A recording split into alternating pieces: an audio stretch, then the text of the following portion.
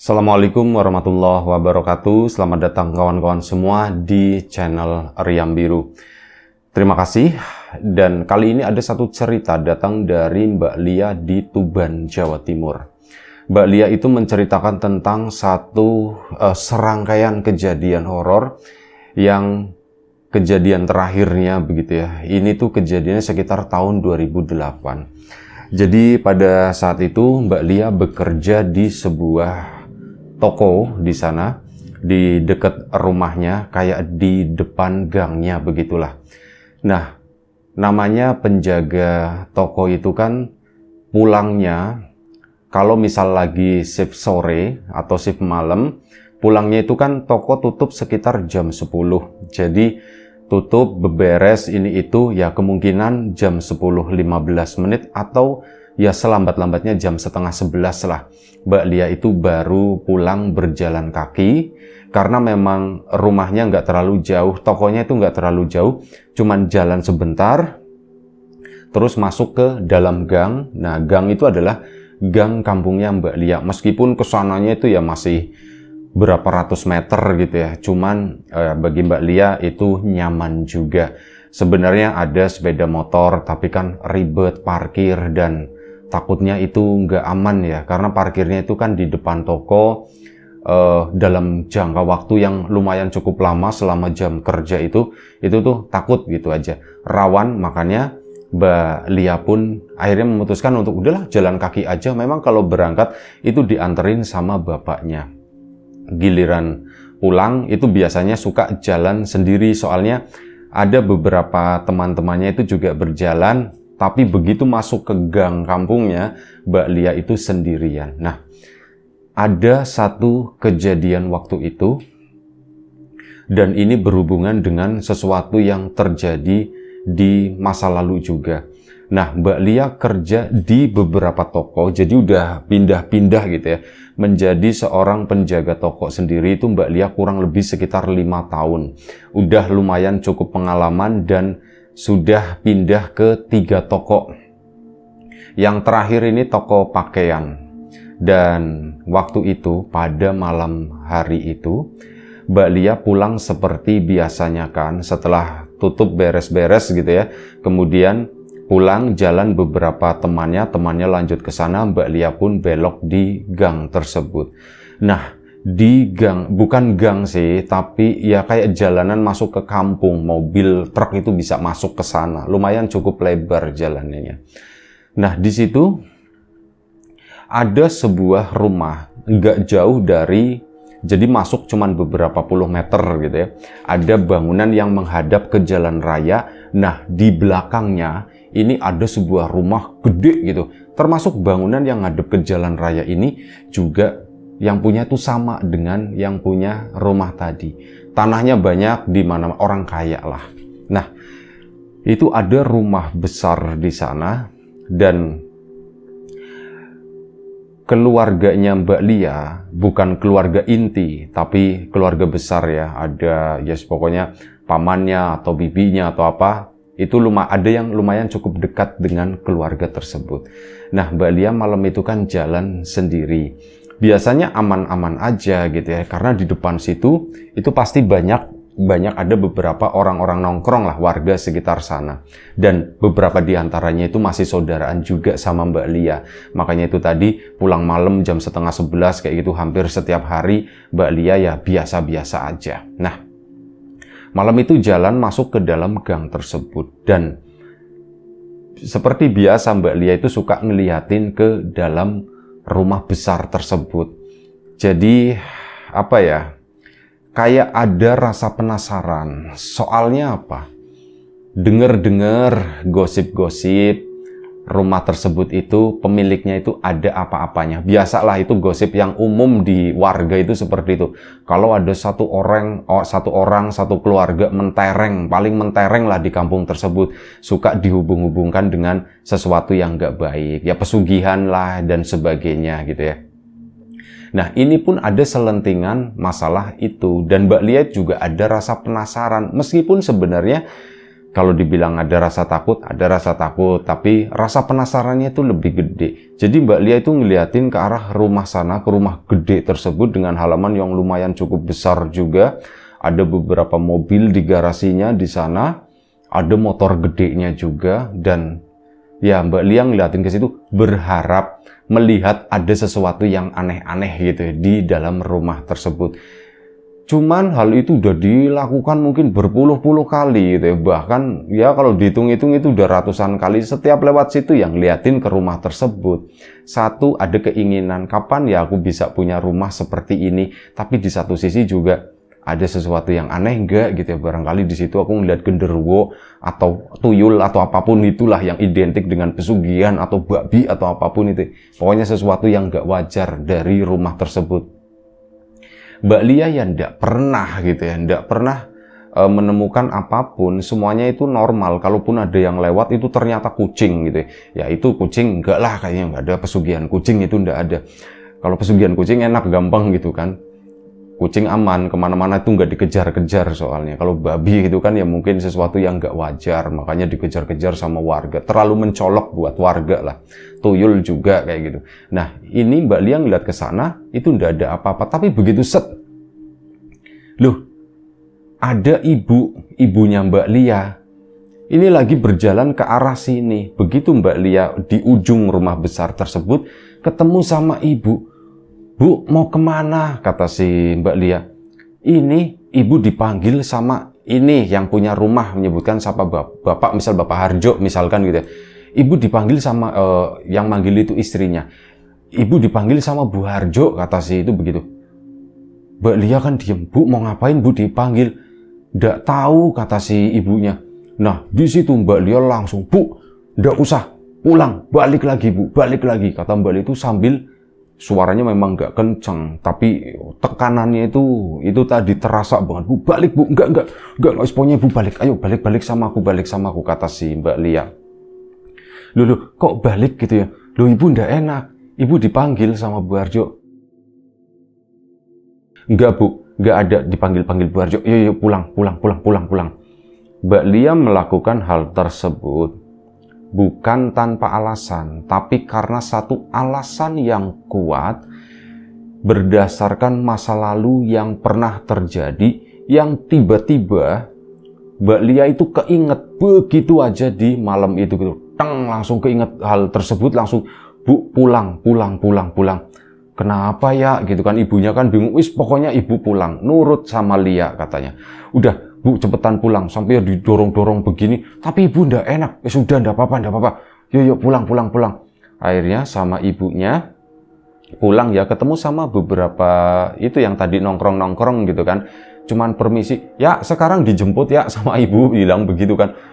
Enggak dijemput, katanya begitu kan. Iya, kata si Mbak Lia itu bingung. Soalnya apa, kalau bilang nggak dijemput, ngapain ibunya ke situ? Dan ya akhirnya udah diiyain aja, biarin aja lah, bodo amat gitu kan. Akhirnya iya dijemput, soalnya udah malam, kata si Mbak Lia. Akhirnya udah kan jalan, begitu aja, singkat cerita, sampailah di rumah. Begitu sampai di rumah, nah ini bapaknya Mbak Lia juga, loh kok cepet Bu, kok bareng sama Lia? Nggak tahu Pak, ini aku disuruh pulang lagi sama Lia, kata situ.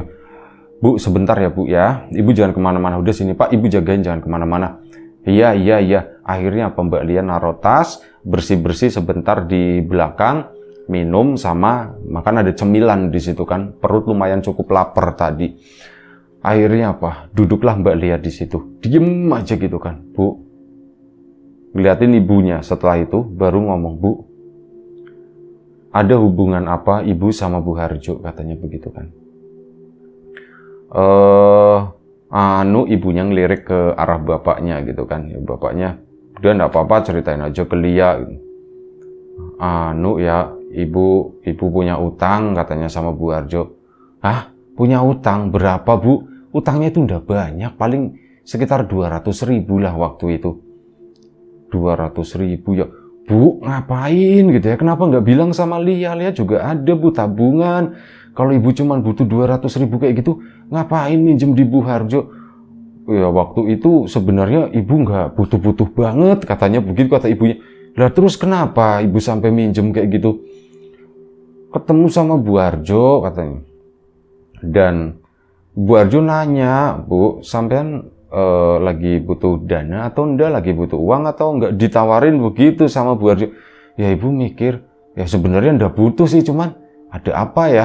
Ibu jawabnya cuman, ya Bu, yang namanya orang hidup ya pasti butuh ini Bu. Ya sudah, butuh berapa? Maksudnya gimana Bu? Enggak apa-apa, ini saya pinjemin dulu, kata Bu Harjonya begitu. Ya udah, ibu bilang aja Bu, 200.000, ya langsung dikasih sama Bu Harjonya. Udah Bu, ini 200.000 saya pinjemin, pulanginnya terserah ibu aja, kapanpun ibu mau. Bilangnya begitu, kata situ kan. Udah Mbak Lia itu kesel banget waktu itu ya. Kenapa ya seperti itu ya? Ya udah Bu, besok dibalikin uangnya. Iya. Terus ibu tadi kesana itu mau ngapain gitu? Ya ibu kesana nggak ngapa-ngapain, katanya begitu. Cuman tadi, oh ya, ada pembantunya Bu Harjo, itu ketemu sama ibunya Mbak Lia, dan itu ngomong, Bu, ibu nanti malam dipanggil ke rumahnya Bu Harjo, katanya begitu kan. Oh, ada perlu apa ya? Saya kurang tahu, katanya. Ya, ibu cuman dipanggil dan disuruhnya datangnya itu malam-malam jam berapa? Ya, malam jam 10 ke atas lah, setengah 11, jam 11, katanya Bu Harjo itu juga baru pulang, katanya ada yang penting mau diomongin. Kata si orang tadi, itu adalah salah satu orang yang bekerja di rumahnya Bu Harjo. Ya Mbak Lia kaget juga gitu ya, manggil orang nggak tahu waktu, setengah 11 malam dipanggil ke situ gitu ya, ada apa gitu kan. Ya Mbak Lia ngutarain itu juga, Bu, Pak, ibu dipanggil dalam waktu malam-malam begini, dan menurutku nggak ada sesuatu yang darurat, nggak berhubungan dengan orang yang sakit, kecuali ibu dukun bayi atau apa, bidan atau apa, ya nggak apa-apa, mau jam 1, jam berapa, diterjang aja Bu. Lah ibu kan nggak ada hubungannya sama itu, ngapain juga malam-malam datang ke sana, kata si Mbak Lia kan. Lia, terus kenapa ibu nggak boleh ke situ, ditanya kan. Bu, aku itu tiba-tiba keinget Bu. Keinget apa ya? Bibi, katanya. Bibi, emang kenapa? Jadi bibinya Mbak Lia itu sudah meninggal sekitar 2 atau 3 tahun sebelumnya. Dan waktu itu aku itu masih inget banget Bu. Makanya aku juga tak pikirin Bu selama bertahun-tahun gitu ya. Bibi itu sebelum meninggal, malamnya itu ketemu Bu sama aku Bu. Aku kan waktu itu udah kerja di toko ya, karena Mbak Lia udah kerja sekitar 5 tahun. Nah ini 3 tahun yang lalu, Mbak Lia pulang malam, papasan sama bibinya. Pas ditanya, Bi malam-malam mau kemana? Mau ke rumahnya Bu Harjo, katanya begitu. Jamnya tuh sama ya, jam sama pulang aku, jam segini Bu. Terus, ya sudah, aku pun nanya sama Bibi, Bi mau ngapain ke rumahnya Bu Harjo? Nggak tahu, Bibi dipanggil, katanya ada yang penting, sama persis dengan apa yang diceritakan atau diucapkan sama ibu tadi. Plek, plek, plek, kata si Mbak Lianya. Itu Bu, udah aku pun gak ada firasat apapun, dan keesokan paginya Bibi itu meninggal, katanya gitu. Iya ya, dan ibu tahu kan Bibi meninggal itu gimana? Bibi itu meninggal secara mendadak Bu. Iya ya, kata si ibunya begitu kan. Ibu tahu kan maksud Lia kan? Maksudnya gimana ya? Ya belum mudeng banget mungkin ibunya. Bu, aku dengar selentingan, dan sebenarnya aku nggak 100% percaya kalau pemilik rumah tersebut, Bu Harjo, Pak Harjo itu, konon menurut warga, itu nggak beres. Ada sesuatu yang, wes pokoknya, ya aku nggak tahu kebenarannya itu bagaimana. Tapi, itu yang aku dengar ya Bu ya. Dan aku mulai meyakini, meskipun belum sepenuhnya Bu, meskipun belum 100%, tapi aku mulai meyakini kalau apa yang diomongin warga itu bisa jadi jangan-jangan itu ada benernya. Kalau keluarga tersebut itu melakukan pesugihan Bu gitu. pesugihan ya? Iya, ya dari itu, dari kasus Bibi. Bibi malam-malam sesuatu yang gak wajar, sesuatu yang gak aneh, diundang ke rumah sana. Mungkin kalau Bibi meninggalnya di situ, ya kasusnya bakal panjang kan Bu. Cuman apa? Bibi kan udah pulang ke rumah. Dan, mohon maaf, diralat ya, bukan keesokan paginya. Keesokan harinya, berarti lusanya, besok lusanya. Itu udah pulang ke sana, normal begitu aja. Dan konon katanya, kata Yani itu sepupunya Mbak Lia, anaknya bibinya, adik sepupunya itu ya. Sebelum meninggal, bibi atau ibunya Mbak Yani atau bibinya itu sempat ngomong, semalam, oh iya gara-gara aku ngobrol sama Yani, malam itu aku ketemu bibi itu ke rumahnya Bu Harjo, katanya begitu kan. Oh iya Mbak, itu memang ibu juga cerita. Katanya ibu dikasih uang, katanya begitu kan, ibu dikasih uang. Nah itu Bu, makanya aku, wah dikasih uang. Aku pun nggak ngomong banyak sama Yani ya, takutnya ya udahlah, takutnya malah menjadi-jadi gitu ya, takutnya malah tambah besar atau gimana. Cuman sama persis dan aku yakin Bu, hal ini ada hubungannya sama Bu Harjo, katanya begitu. Dan malam ini aku ketemu ibu dengan kondisi yang serupa. Ibu itu punya hutang sama Bu Harjo 200.000, yang ngembaliinnya itu terserah gitu ya. Dan malam-malam ibu dipanggil ke sana, nanti ibu dikasih duit lagi dan pasti ibu mau. Setelah mau, nanti ada apa-apa Bu, Lia ndak mau begitu gitu ya. Udah gini aja, putus atau selesaikan masalah sama Bu Harjo, jangan diperpanjang, katanya begitu. Iya ya, ibunya pun kayak mulai sadar, bapaknya juga iya ya begitu ya. Udah, nanti gampang, yang 200.000 itu yang ibu ngutang sama Bu Harjo, ini Lia gantiin, katanya begitu kan. Ini Lia gantiin, kalau perlu ya tak anterin sekalian ke rumah sana, ke rumahnya Bu Harjo buat nyelesain itu utangnya ibu gitu kan. Iya ya, akhirnya apa? Keesokan malam harinya mereka itu tidur. Ya, si ibunya ini nggak datang ke sana kan, nggak jadi datang ke rumahnya Bu Harjo. Dan malam itu Mbak Lia merasakan ada sesuatu yang aneh di rumah. Bukan di dalam rumahnya, tapi di luar rumahnya. Mbak Lia kan jadi kepikiran itu terus, nggak ngantuk-ngantuk kan, sampai jam 1 pagi itu belum tidur. Karena itu tadi, ada seolah-olah ini kayak ada suara orang yang berjalan di sekitaran rumahnya Mbak Lia, kayak muter-muterin, bolak-balik di samping rumah, karena ya kamarnya Mbak Lia itu kan berada di samping gitu, jadi yang didengar itu sisi samping. Ini kok aku ngerasa kayak ada orang bolak-balik di samping gitu, itu tuh siapa ya? Mbak Lia itu sempet nengok di korden gitu, lampu kamar dimatiin dulu kan, terus dilongok begini, nggak ada siapapun di situ.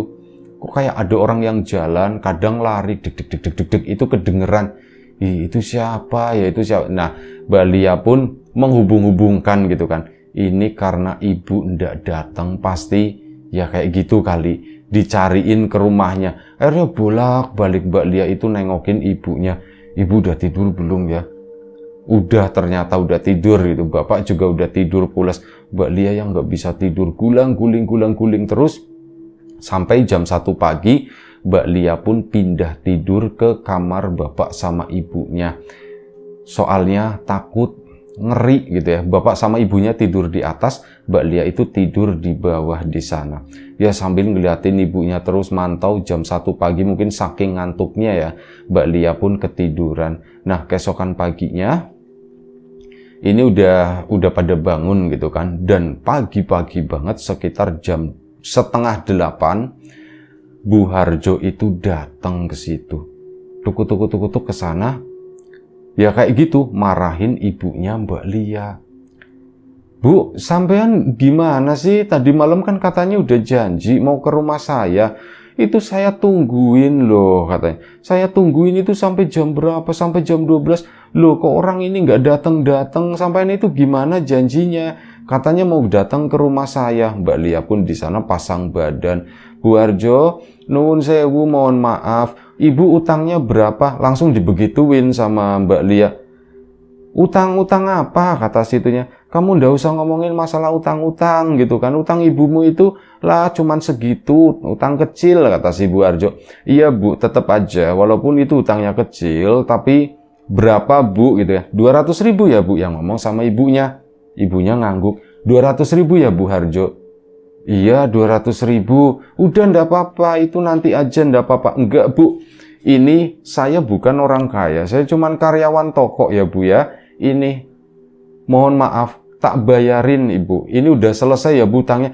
Udah ndak apa-apa, dipakai aja, dipakai. Malah Bu Harjonya yang tadinya mau marah, mau kesel, itu kayak jadi baik dan udah Lia ndak apa-apa, dipakai aja, katanya dipakai aja. Nanti kan ya kamu barangkali masih ada kebutuhan atau apa, kayak dirayu-rayu, justru orang mau bayar tapi seolah-olah nggak mau gitu ya. Akhirnya Mbak Lia pun, udah Bu, ndak apa-apa, ini saya lunasin, Ibu utang 200.000, ini saya lunasin 200.000 ya Bu ya, utangnya lunas, jadi nggak ada ikatan apapun ya Ibu sama Bu Arjo ini. Ya Bu Arjonya langsung, ya sudah kalau kayak gitu. Akhirnya Bu Arjo pun langsung pergi dari rumahnya Mbak Lia. Di situ pun Bu, Ibu ngeliat ndak, kata Mbak Lia. Ngeliat apa ya? Ngeliat Bu Harjo, ngeliat gak? Ya ngeliat loh, orang Bu Harjo tadi datang. Ya mungkin ibu-ibu gitu ya. Jadi begini Bu, Ibu ngeliat sikapnya Bu Harjo yang aneh itu ndak? Iya dia tadi mau marah, bukan yang itu Bu. Waktu aku mau ngembaliin uang utangnya Ibu itu, Bu Harjo kayak tampaknya nggak mau nerima. Jadi seolah-olah biar udahlah utangnya itu tetap ada, dan Ibu bakalan terikat terus sama Bu Harjo. Iya ya, ibunya baru ngeh gitu ya, dijelasin, bapaknya juga baru ngeh. Itu dia Bu, Ibu tolong jangan ngapa-ngapain lagi, jangan berhubungan lagi sama Bu Harjo. Kalau sekedar bertetangga, bersilaturahmi ndak apa-apa, cuman jangan pernah ada urusan masalah piutang begini Bu. Aku ndak mau, katanya begitu kan. Iya Lia, iya gitu. Ibu kemarin cuman iseng, udah mau iseng atau apa, dan ya kalau bisa, kalau dikasih jangan mau lah, katanya begitu. Kalau dikasih sama tetangga yang lain, alhamdulillah ndak apa-apa. Kecuali Bu Harjo, jangan ya Bu ya. Aku itu makin yakin, baru pertama kali maksudnya, aku itu ketemu langsung sama Bu Harjo, ngobrol secara begini Bu, tatap muka, dan aku makin yakin, memang ada sesuatu yang nggak benar di rumahnya Bu Harjo. Dan akhirnya sudah kan itu, iya. Malam harinya hal itu tuh terulang lagi. Oh ya, Mbak Lia kan waktu itu kerja ya, berangkat kerja ke sana.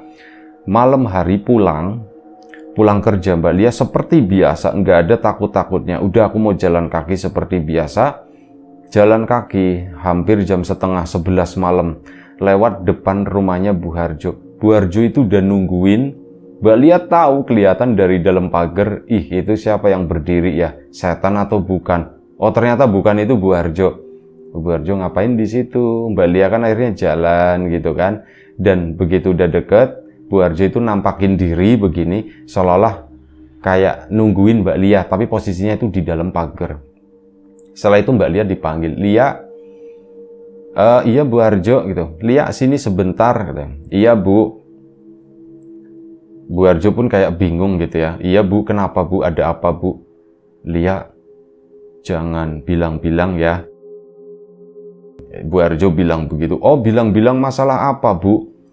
Masalah itu, masalah hutang ibumu, jangan dikasih tahu ke orang lain. Ya iyalah Bu lah, ngapain juga saya ngasih tahu orang tua saya yang ngutang sama Bu Harjo. Enggak lah, saya nggak akan ngasih tahu apa-apa. Ya sudah, makasih ya Lia ya.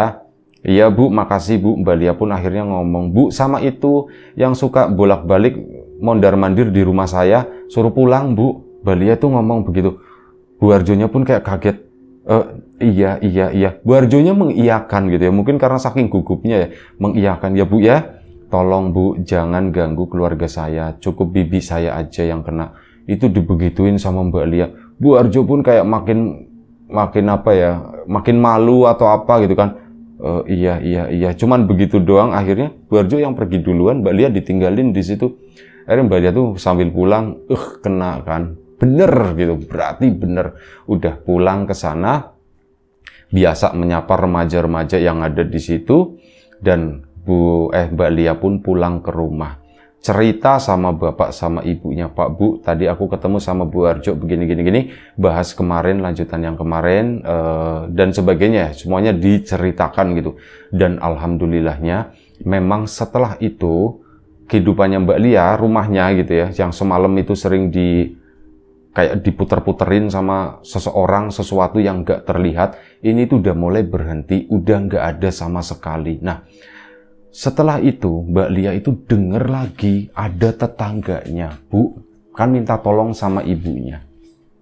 Bu, cari tahu siapa aja yang punya hutang sama Bu Harjo, kata si Mbak Lia. Dan akhirnya ibunya pun coba cari tahu, waktu itu dapat 2 orang. 2 orang lagi tetangganya, ini ya, si ini sama ini berapa Bu? Sama kayak ibu, paling 200.000, katanya begitu kan. Mbak Lia pun, gimana ya ini ya, 400.000, aku duit dari mana? Kalau nggak tak tolongin kasihan gitu, pikirnya Mbak Lia. Aduh, gimana gitu ya. Wis Bu, aduh, aku mau ngomong langsung ke mereka pun aku ndak enak gitu ya. Nanti bikin gaduh kampung, kata pikirnya Mbak Lia itu seperti itu. Dan akhirnya Mbak Lia pun ngomong sama itu sepupu-sepupunya yang cowok-cowok itu. Yan, anggap aja ya, sepupunya satunya Yani, ini namanya Yanto gitu. Yan, Mbak mau minta tolong apa Mbak? Itu teman-teman kamu banyak kan, itu palakin gitu ya, mintain duit. Buat apa Mbak? Wis pokoknya mintain duit gitu ya. Gampang, nanti tak balikin, kata Mbak Lia. Iya Mbak, berapa butuhnya? 400.000, pokoknya butuh 400.000. Kalau enggak 200.000 aja deh, kata Mbak Lia. Udah dipalakin, dapet gitu kan. Ini Mbak, dapat Mbak, ya sudah makasih, nanti tak balikin ya, kata Mbak. Iya Mbak, emang buat apa Mbak? Nanti tak ceritain, kata si Mbak Lia. Akhirnya apa? Mbak Lia pun langsung ke rumah orang yang bersangkutan. Bu, bayar hutangnya, pokoknya bayar, saya nggak bisa cerita banyak, bayarin, katanya. Yang satunya pun sama, Bu, bayarin, ini tolong dibayarin, katanya. Loh, iya makasih ya, makasih ya. Mereka nggak bayar karena mereka memang nggak megang uang. Akhirnya mereka ke sana. Ya kayak gitu, dibayarin semuanya. Tapi jangan bawa-bawa nama Lia ya Bu ya. Iya makasih ya. Akhirnya udah dibayarin.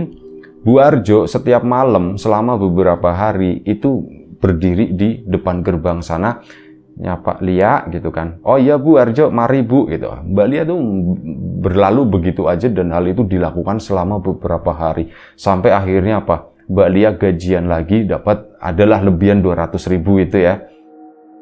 Penjaga toko itu gajinya nggak besar, tapi 200.000 adalah dari situ, lebih dari itu. Akhirnya dibayarin ke teman-teman sepupunya. Ini Yan, tak bayarin, makasih ya Yan. Mbak, emang kenapa Mbak? Jadi begini Yan, aku cerita tapi ke kamu aja, katanya. Jangan ke yang lain. Iya Mbak, siap Mbak. Diceritain tang begini. Akhirnya ya begitu ada kampanye, jangan pernah berhubungan masalah keuangan dengan Bu Harjo. Dan akhirnya warga pun sekitar sepakat. Semenjak saat itu Bu Harjo itu udah jarang kelihatan di situ. Tapi ya hidupnya tetap makmur, biasa aja seperti itu. Cuman alhamdulillah nggak ada orang yang mau nerima lagi.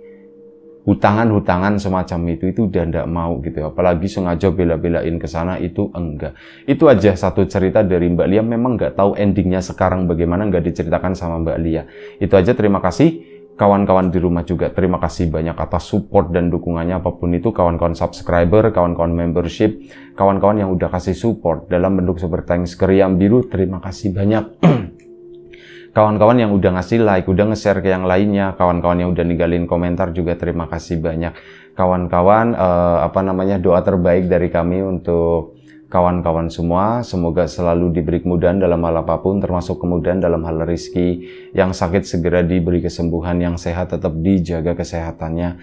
Sampai jumpa di episode selanjutnya Riam Biru, jaga kesehatan kawan-kawan tentunya. Sekali lagi terima kasih banyak. Assalamualaikum warahmatullahi wabarakatuh.